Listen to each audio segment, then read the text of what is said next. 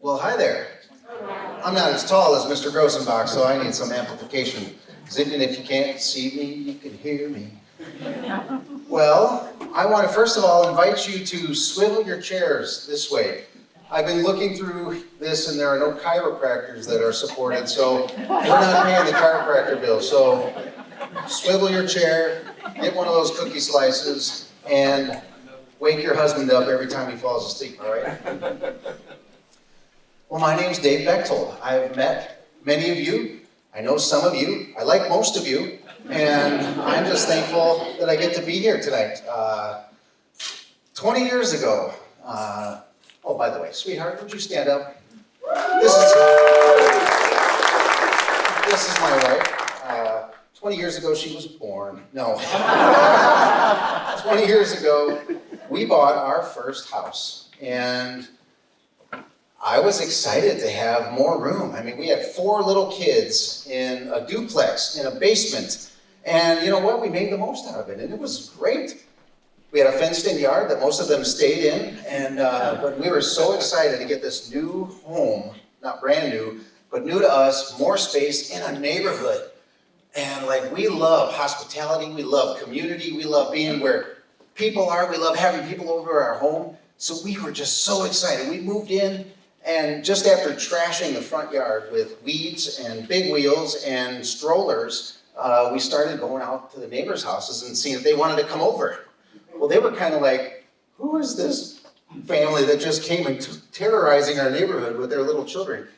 We came into an existing community. These guys all had kids in high school. Our kids were all preschoolers, and they kept their lawns nice, and I'm thinking, well, I'm raising kids, not grass, you know, but then someone said, you know what, Dave? If you're gonna have any shot at becoming friends with your neighbors, someone said, how can you love your neighbors if you don't know anything about them? How can you know anything about them if you're doing things to repel them? And here I was, Mr. Community, does somebody need a hug? They're like, no, bro, we don't need a hug. You notice how we put our garage up and down every time you come on? So we started cutting our lawn. We started putting away the kids' toys. And after a while, where they wouldn't come over to our events and our dinners and our burrito nights, we got invited. 2 of the guys had a 50th birthday party, and they invited us, and we're like, this is great, so let's go over there. And so we went over there, we brought all of our kids, we made a deal. If our kids were gonna be naughty, that they were gonna have to go back home, because, you know, they're naughty because they stay home with their mom all day. Just kidding. Well, we went over there, and these guys are sitting around the campfire, the party's dwindling down, and it's just the men sitting around. And I'm like, oh, okay, this is, and they know each other. They've known each other a long time. Their families know each other. Their kids know each other. And this guy gets out a big box of cigars, and I'm like, oh, I don't know how to do those. You know, I'm a Christian, you know. And they start, oh, this is great, congratulations, congratulations. And I was just about to be like, no, thanks. But I was like, okay, take the cigar. So here we are sitting around. These guys light up their cigars. We're sitting around this campfire at the neighbor's house. I have yet to have a good conversation with them. It's been about 5 years since we've lived there. And I've felt this distance because we were just in kid land. And they were like growing up, ready for college and stuff. And these guys turned all of the focus onto me. And they said, Dave, you got a lot going on. And I'm like, I know, I'm sorry about the lawn. It doesn't get cut as much, you know. No. We watch you.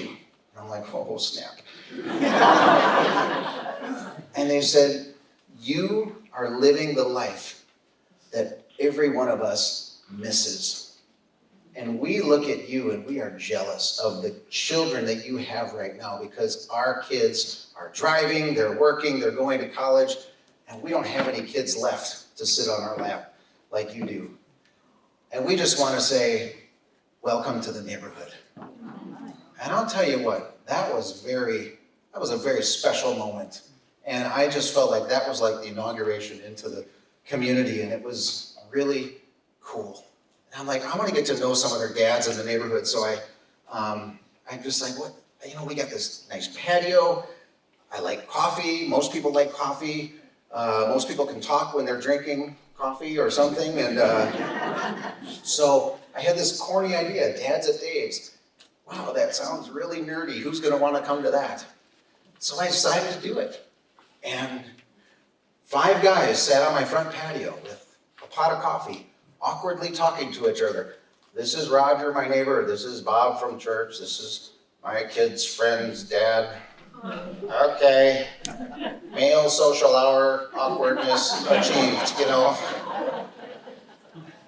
Well, we did it the next week. It was on a Wednesday morning. We wanted to do it at a time that it wasn't interfering with family time. And so we did it the next Wednesday. 5 different guys came, and we had a different sort of awkward conversation. Then someone's like, dude, you know what? We need a fire. I need to sit around a fire if I'm going to talk to you guys. And I'm like, okay. Well, next thing I know, I've got a brand new fire pit someone dropped off in our driveway. 2 days later, the wood pile, the non-existent wood pile on the side of my house is now a wood pile. And by the 3rd, 4th week, we got 25 guys from the neighborhood who are inviting their friends, their brothers, their dad, their grandpa, their kids, and we've got this thing going on. And our poor children, because this took all of our time on Tuesday nights and Wednesday mornings, and it took a lot of our money to just like feed these guys. And then someone pulled up in a 57 Chevy.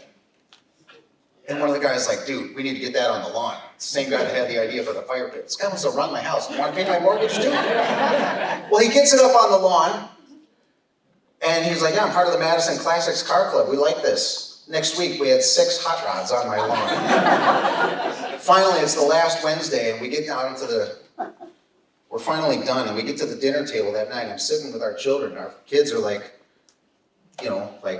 12 to 6 years old. And I said, you guys, Mommy and Daddy are done. Thank you for, I'm not done. Thank you for putting up with our Tuesdays and our Wednesdays. Sorry, you can have us back now. This was an experiment, and we did what we thought God wanted us to do it, and here we are back. And our children went around the table. One of them started and says, we can't stop. We can't stop. That was our 10-year-old. He was like, we can't stop this. And our 12-year-old, he's like, this is cool. Like, my friends' dads come here on Wednesday mornings, and I know that they don't have friends. And then our 8-year-old chimes in, and she's like, this is a good thing. And our 6-year-old's like, I like the donuts. So they said, we need to keep this going. Here we are apologizing to the kids for the ministry that's taking up so much of our time and their time. And they're saying, we need to do this more. So we extended another month. This was 10 years ago. We have a photo up here of I know several of you have been over to my house, but so anyway, this was 2 days ago right here on the lower left here. Oh my gosh. Apparently someone's taking drone photos of our photo. So guys from all over are coming over, from classic car clubs, the mailman, the bike riders, the dog walkers, the neighbors, the community leaders. I had a police officer come in at 10 o'clock the other morning. I gave him a tour of the garage, and he's like, your alderman needs to be here. He's like, next week I'm bringing the captain of the East Side Madison Police Department. He's like, this is where community happens. This is the goal that we try to create, and you're already doing it right here out of your garage. And it was just the organic stuff that takes place there. It's so cool. Like over here, you got 2 guys, they both roll their own cigarettes. And so they're over here comparing notes on how to roll their cigarettes the best way. And these guys over here, they're talking about the sermon from Sunday over here. And then there's like guys in the garage, they're praying for this dude who's never been there before. He's just going through heck, in his life and stuff. And, and over here, these guys are just chilling, smoking cigars, drinking coffee, watching the sunrise. And the whole time, like Johnny Cash and Guns N' Roses is coming out in the sound system. And it's just like the coolest dude party in town. And there's no screens, there's no alcohol, there's no name tags, there's no homework. It's just guys hanging out. And it's amazing. It's just like this. And Jesus just feels the freedom to walk around and connect the dots and help people and give guys friends and make business connections and relational connections and family sharing family stuff. And we just stumbled upon it. And here we are 10 years later. Every year we say, God, can we stop? And so far, it's been the biggest yet. And it's just so rich. And I know that so many of you guys, you've said yes You stumbled into something that all of a sudden had a title to it, and then it had some traction to it, and then all of a sudden you realize you're in second gear in this thing. You don't even know why or what happened, or am I supposed to be the right person doing this, and is this okay? God, am I hearing you, God? And I just want to say, we said yes. You said yes. I said yes. We didn't even know what we were saying yes to just think about the grassroots, bare bones beginnings, the whispers of you doing what you're doing. You said yes to something you did not have all the details like you do now. Well, we got it all figured out, so it's not that big of a deal. I'll tell you what, I thought it was a cool concept, but the whole name was lame. God doesn't care about the name. God cares about people. And I cared about people, and I created a space, and now people just come, and they're just like, we need a porta potty. You know what? I'm going to buy the porta potty for this year. All right, bring it. Hey, we need more donuts. Hey, here's a few $100. Menards has a sale on chairs. And you know what? I'm bringing a bunch of guys next week, and I need some more seating for them. I mean, funding comes, and goodness happens when relationships are being built in a safe place. The whole idea, no pressure, no responsibility, just guys hanging out. And here's the deal. I'm not responsible for the fruit. I'm responsible to be faithful. The fruit of our labor is God's responsibility. I don't need to manufacture results. We don't need to manufacture results with the things that you're doing, but we are responsible to be faithful and obedient, to have godly people in our life and not do stupid things when nobody's looking. That's the message version. Don't do stupid things when nobody's looking. Surround yourself with godly people and keep saying yes. Don't worry about the results, because if you're doing what God has asked you to do, then the results are in His hand, and He is more concerned with your heart and with your faithfulness, because He gets to live His life again through us in the earth. We get to represent Jesus. We get to represent Jesus. I mean, I don't know what all of you guys do. I know none of you are chiropractors. That's about all I know. But you are representatives. You get to represent Jesus in the earth. When somebody comes to Jesus, they're going to be like, oh, it's like Shirley. I know Jesus.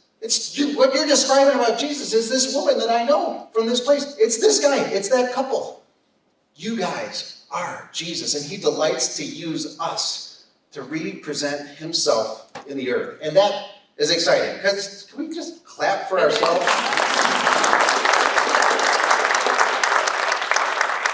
I know it's weird to clap for ourselves, but this is a celebration night. There are people all over this room that are doing similar and different things than you, but they're doing it with a similar heart of just wanting to say yes to what God has asked them to do and wanted to be available for people when all of the dots have not been yet connected and all the T's have not been crossed. But you guys have said yes.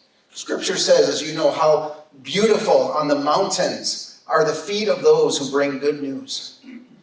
Feet are not beautiful unless God anoints them to go to difficult places and to proclaim good news. And I just want to say, I know so many people who are hurting, and I know so many people that you will never meet, and you meet people every day that I will never know. I am so grateful that you are climbing the mountains into those difficult places where you are at, proclaiming good news. And God calls them ugly feet of ours beautiful.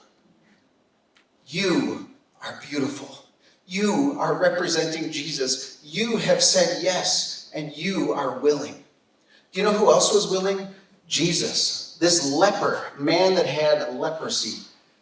He was so bad, they put him out in a leper colony.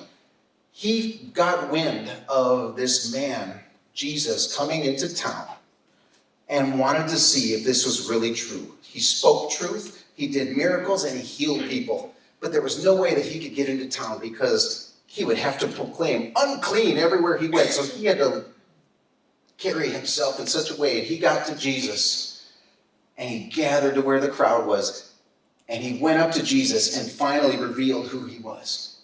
Everybody stepped back. And he knelt down at Jesus, and everyone's looking at Jesus like, this guy's busted, man. Let's see what Jesus is going to take him down. because he's breaking the law. He shouldn't be here. The women are running away with their children. The police and the guards are like, what's going on, dude? And they're watching Jesus. All we hear is this man who hasn't been touched by family or friends, who has been excluded from the community. I'm a former children's pastor. I'm limited to 2-syllable words. Sorry. And he kneels down at Jesus' feet. He says, if you are willing, you can make me clean. And Jesus' words, I am willing. And he embraced this man and he said, be clean. And immediately the leprosy left him. But not only that, his dignity was restored in that moment. You guys are with people that are not accepted by other people. You guys are with people so often that will never give you anything back in return. You are willing, and Jesus is willing to bless what we do just because we said yes, just because we say, I am willing. God wants to live his life through us. And as you follow him and obey him, he will provide. It's his stuff. He's going to provide the response. He's going to provide the resources. He's going to take care of everything that we need because it's his business anyway. So, don't worry about the results. Be willing. Be faithful. And we already are. You already are. And I'm celebrating that, and I want to say thank you. You know, when you're willing and available to the Lord, he kind of doesn't operate on the clock that we do, like, you know, the sleep clock. I got a call last year about 11 o'clock at night, and it was a friend of mine, a good friend of mine, and he says, and I answered the phone, I'm like, hey, what's up? And he wasn't even talking to me about it. I'm like, dude, what's up? You okay? And he's whimpering, and he's groaning. And I said, are you okay? And I could hardly make the words out, but he said, my son is gone. I said, oh no, what did he do now? He said, no, he's gone. They found his son dead in his bed in his apartment. And on that night, he calls me. And I knew his son. He was in kids' church and helped me out running the sound system. And I said, do you mean gone? And he said, it's gone. Oh my goodness. This boy's name was Abraham. And he was one of the most charismatic, loving, inclusive people that you could know. And I've known a lot of people that have gone through some hard things. And I've watched them question the Lord. I've watched them turn their back on God. I've watched them become haters of people. And they don't trust anybody else because they certainly can't trust God. And I'm walking with my friend through this. And I have seen his faith solidify and stabilize. And this man is one of the biggest rocks in my life. When I am hurting, when I am weak, when I am doubtful, he is the one that is lifting me up. And there, I said, what is the secret? But I don't want to tell you the secret. I invited him here tonight. So Mark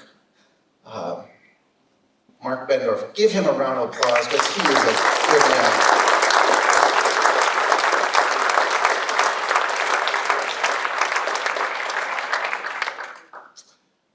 Hi, Mark. You have to excuse me while I wait. Yeah, the pollen count is really high in this microphone. Yeah. Yeah. Oh, hey, buddy. Bring it. I love you, man. All right. Ladies and gentlemen, come here. I got to stay by my rock. I did it for 12 minutes without you. I can't do it anymore. So I asked Mark, I said, I said, how has your faith not only stayed the same, but has built and been strengthened? And I just want you to tell us what you stammered out to me that night. It was a hard night, as I'm sure you guys can imagine. I didn't know what to do. I had called my family. I just sat in that room for hours that night. And I called Dave. And I called some other really good friends. And I had to do a lot of things that I didn't want to do a lot of things that I never thought I had to do. I had gone through a divorce, and I thought that was horrible, and divorce is horrible, but man, to lose a son, to lose a child it's a pit. It hurts. But over the years, I have been able to make a lot of friends. I have been able to pour parts of my life into other people. And what that does is that brings us closer. Our community, our people, my family. But to have a group of people, a group of guys that can come, and I told Dave that night, I said, I felt like every corner of my mat was lifted, and maybe a couple guys on each side. It kind of takes a lot of people to lift my mat.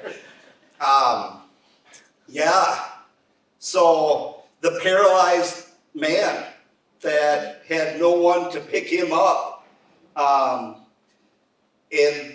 In Mark 2, where it talks about how he was picked up, somebody had a corner of that mat for him and picked him up and put him in front of Jesus.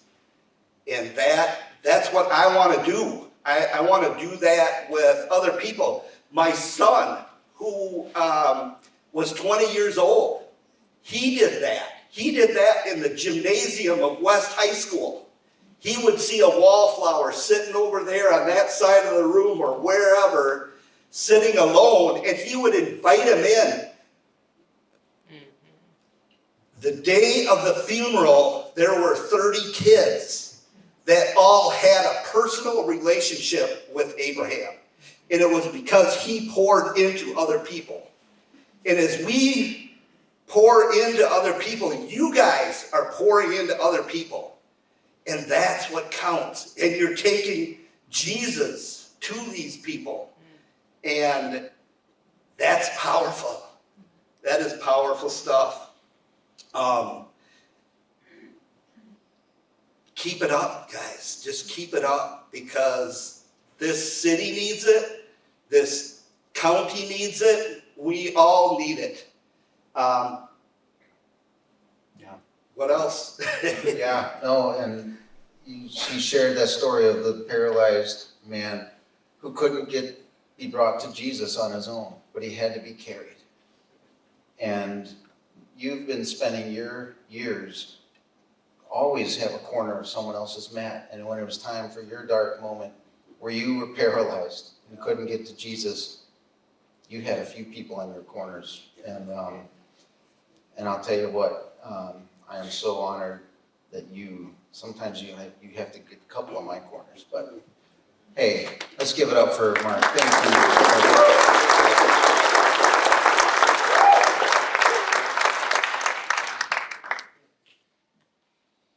This is the way it should be.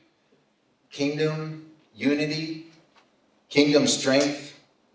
This is what the believer's benefit package looks like this side of heaven.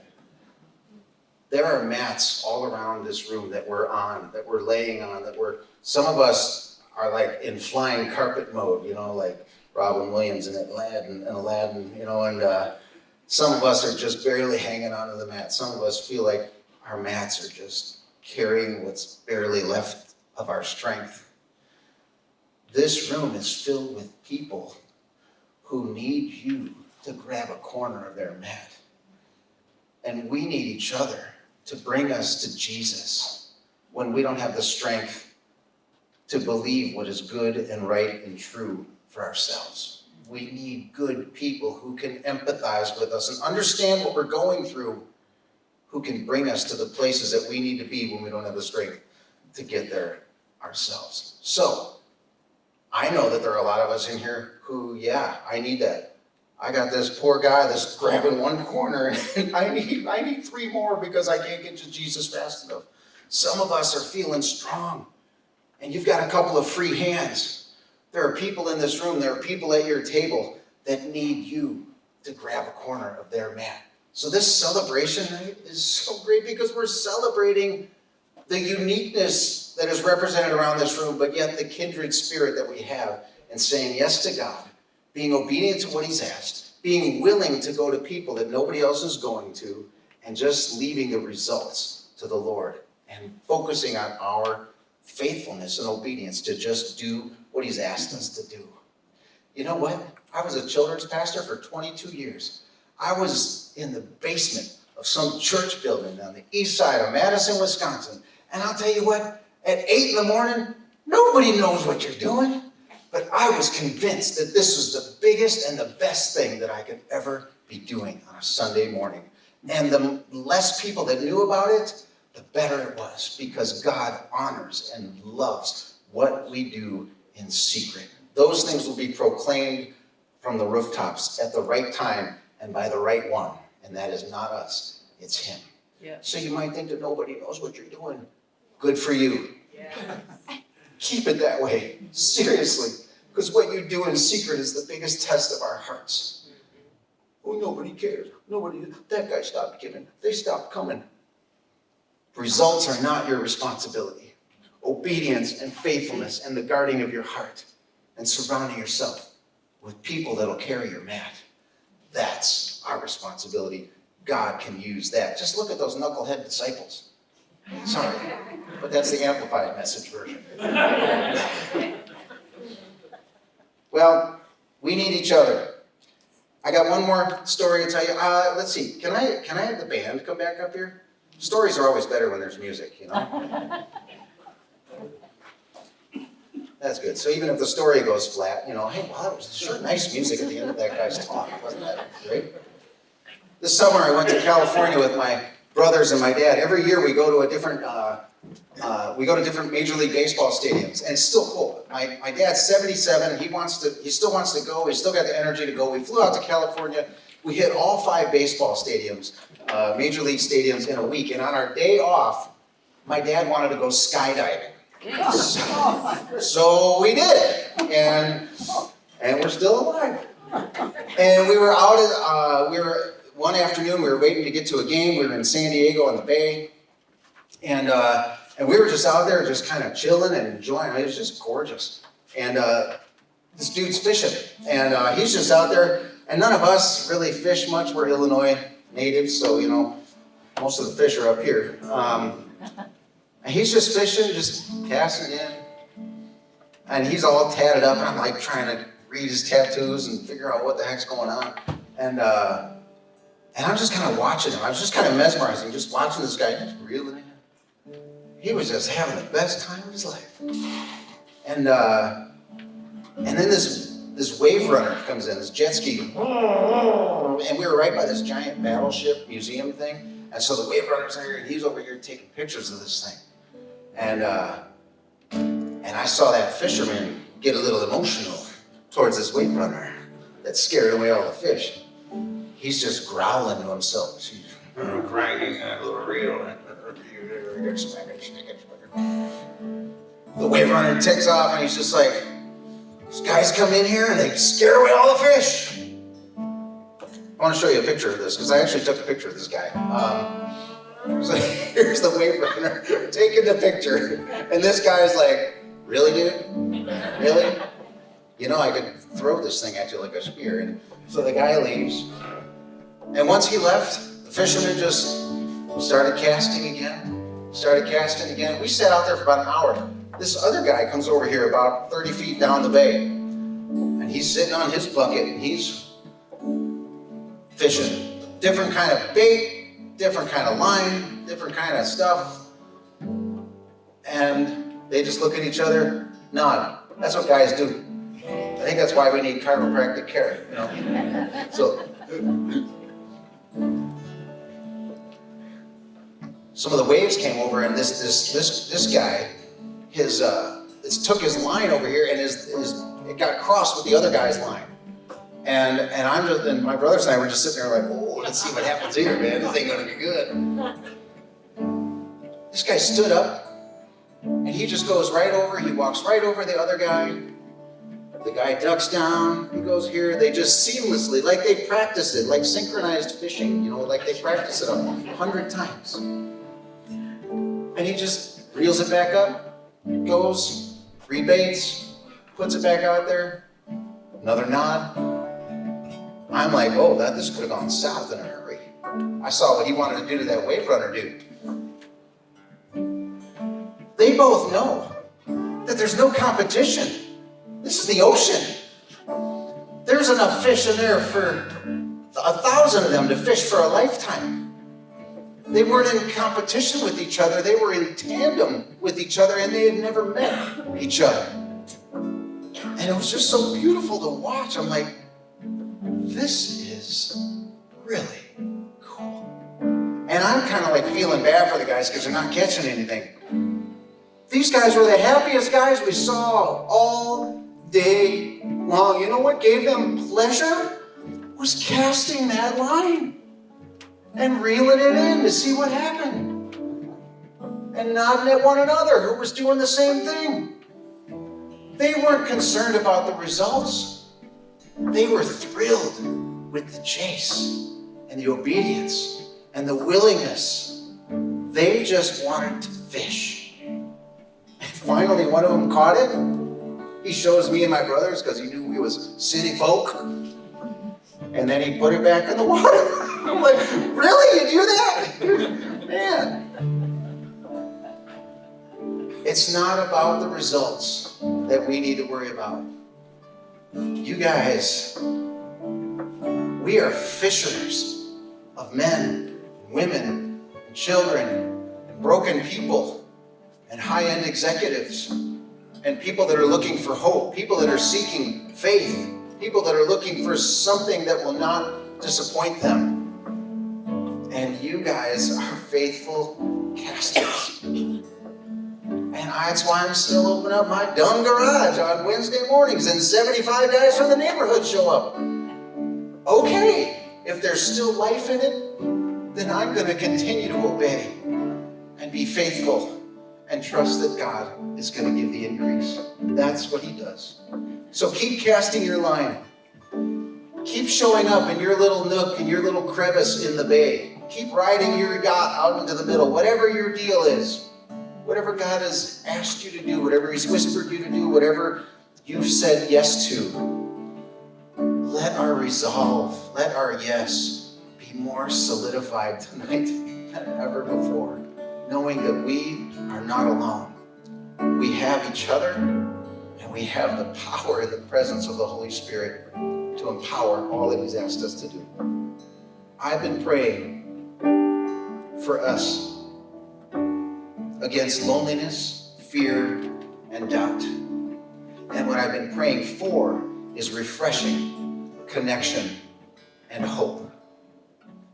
My words aren't very special, but God is amazing. This room is filled. I mean, I love it. There are donors, distributors, and doers here.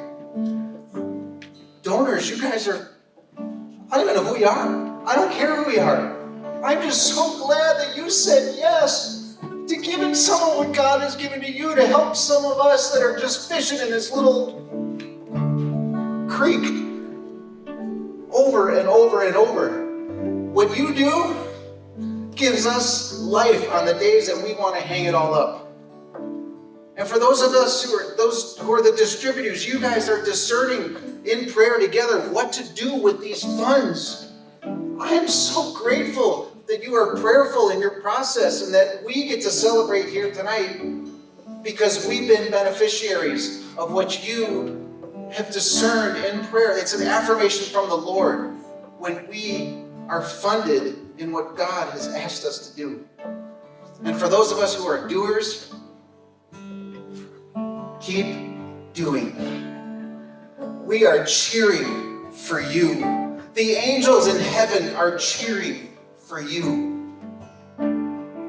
Don't despise the day of small beginnings. Know that God is faithful. The one who called you is faithful. He will bring the increase. You bring your willingness, and He will do the rest. So thank you for being willing laborers. Thank you for being available to the lepers. And thank you for saying yes to the Lord of the harvest. And thank you for making my story a little bit more interesting.